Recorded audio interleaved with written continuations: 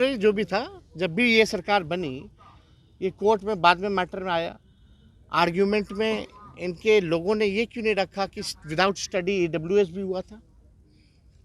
इसी का कारण है ना कि आरजेडी जो है सुप्रीम कोर्ट पहुंची है। तो आज हम लोग सुप्रीम कोर्ट में भी लड़ रहे हैं। तो यही मसला था जिसमें सरकार द्वारा जो है जलेबी छाना जा रहा था।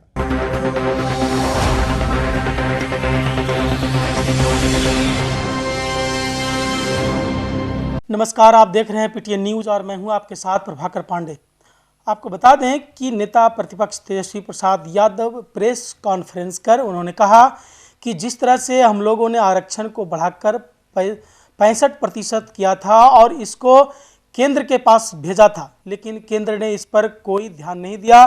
साथ ही साथ कोर्ट के द्वारा भी यह करके इसे निरस्त कर दिया कि इसको सही से स्टडी नहीं किया गया है, सही स्टडी करने के बाद इस पर अनुशंसा किया जाएगा और इसको निरस्त कर दिया। लेकिन हम लोग अब सरकार से मांग करते हैं कि इस मुद्दे को लेकर कमेटी का गठन किया जाए, साथ ही साथ इसमें समीक्षा की जाए। समीक्षा करने के बाद कैबिनेट से पास कर केंद्र सरकार के अनुशंसा में भेजा जाए।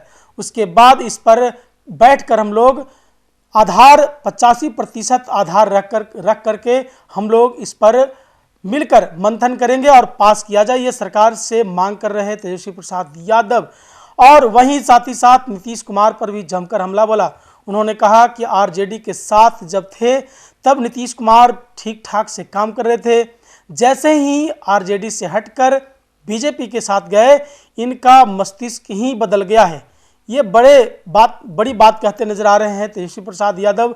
सीधे तौर पर कह दिया कि नीतीश कुमार का जो काम है वो सही नहीं है। मेरे साथ काम कर रहे थे, उस समय इनका जो भी काम था सही था। हम लोग साथ मिलकर 65% आरक्षण को किया था और हम लोग मांग करते हैं कि यह जो आरक्षण है इसका आधार 85% रखा जाए और कैबिनेट में पास करके इसे केंद्र के अनुशंसा में भेजा जाए और इस पर जल्द से जल्द 9वीं अनुसूची में इस मुद्दे को डाला जाए। इस तरह की बातें कहते नजर आए तेजस्वी प्रसाद यादव और क्या कुछ कहा है, छोड़े जाते हैं आपको उनकी बातों के साथ। आ जाएगा ना तो संशोधन हो जाएगा, स्टडी भी हो जाएगा ना। अब ज़्यादा देने को कह रहे हैं, क्यों नहीं? बहुजन की आबादी जो जाति आधारित गणना में क्या है 85, हम तो 75 बोल रहे ना देने। और 10 रखो तुम ईडब्ल्यूएस का, क्या दिक्कत है उसमें? 85 के 85 भी मिल जाए तो बैरियर टूट गया ना। एक बार 50% का जब बैरियर टूट गया उसको 100 करो, क्या दिक्कत है? आप लोग सुप्रीम कोर्ट गए हैं, वहाँ स्टेटस क्या है सुप्रीम कोर्ट? अभी तो विलम्ब है, डेट पे डेट आ रहा है। तो जब भी होगा तो हम लोग तो मजबूती के साथ रखेंगे। चलिए, शुक्रिया। संगत का असर पड़ता है ना, किस संगत का असर पड़ता है कि नहीं पड़ता है? आपकी यारी दोस्ती जैसी होगी वैसी होगी। हम लोग ठीक कर देते हैं, उधर जाते हैं खराब कर देता है। पहले देश के लोगों को फैल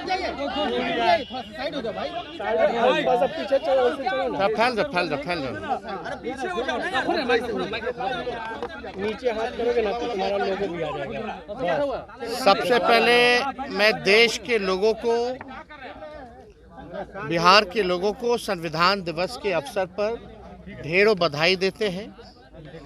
और आज बाबा साहब अम्बेडकर जो संविधान निर्माता हैं उनको हम लोग याद करते हैं और पूरी तरीके से आश्वस्त करते हैं देश के लोगों को, बिहार के लोगों को, कि किसी भी कीमत पर संविधान और आरक्षण को बचाने के लिए हम लोग हमेशा खड़े रहेंगे।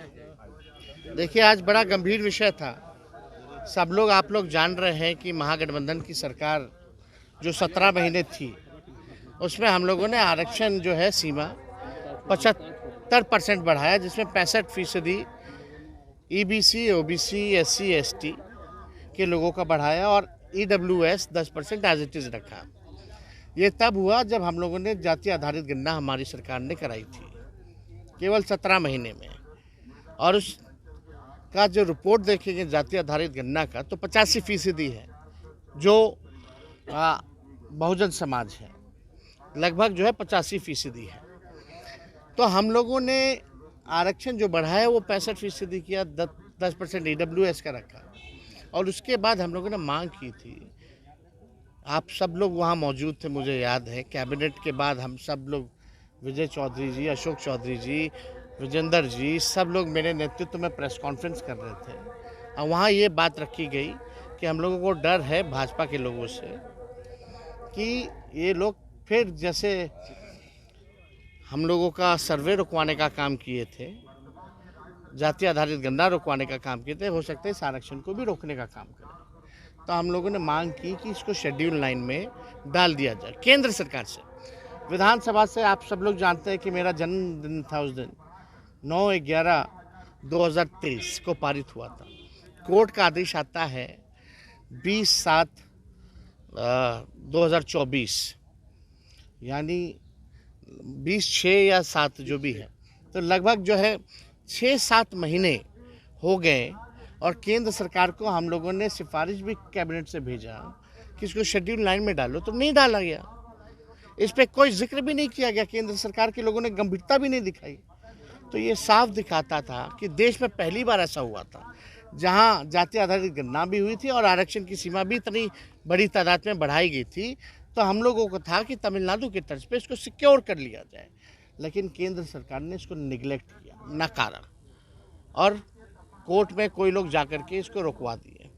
और ये रीज़न कोर्ट का आता है, कोर्ट का आदेश में, कि विदाउट स्टडी जो है इसको जो है किया गया है, इसलिए रोका जाए। ठीक है, कोर्ट का जो आदेश था इससे निरस्त हो गया, लेकिन विदाउट स्टडी तो भाई EWS भी हुआ था, उसमें कौन सा आंकड़ा निकाला गया था? यहाँ तो कम से कम जाति आधारित गणना हुई थी।